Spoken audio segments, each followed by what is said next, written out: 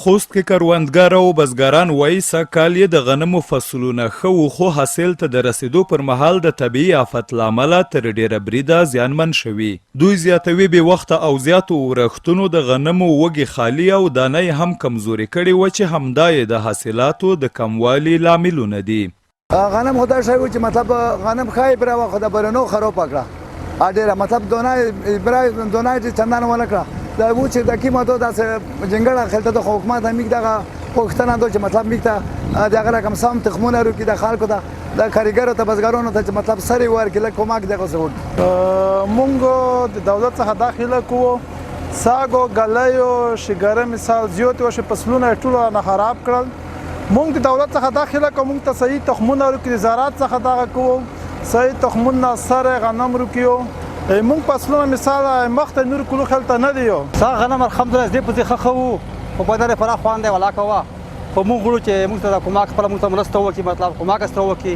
غنم ډېر کمزوري دي مطلب مونږ خپل واس ولا کلرو چې مونږ خپل متاسفه دا کومک سره وشي ډېر مشکل زیات دي مطلب کنه اقتصاد مطلب کمزوري دی کنه.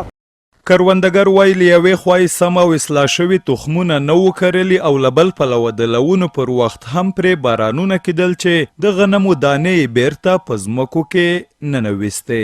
اخوا د خوست د کرنې اوبو لګولو او مالدارۍ ریاست مسؤلین هم تاییدوي چې زیاتو ورښتونو د غنمو سږني حاصلات زیانمن او کمزوري کړي وو. خوست کې یو 15,519 هکتاره ځمکه په غنمو کرل شوې وه او 1,17,215 متریک ټنه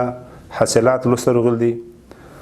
په تیر کال کې تقریبا 1401 کال کې 940 بزګرانو ته د غنمو اصلاح شوي تخمونه او کمیوي سرې په وړیا ډول خوستوالو بزګرانو ته په لاس کې ورکړل شوي دي او انشاءالله په راتلونکي کال کې مو هم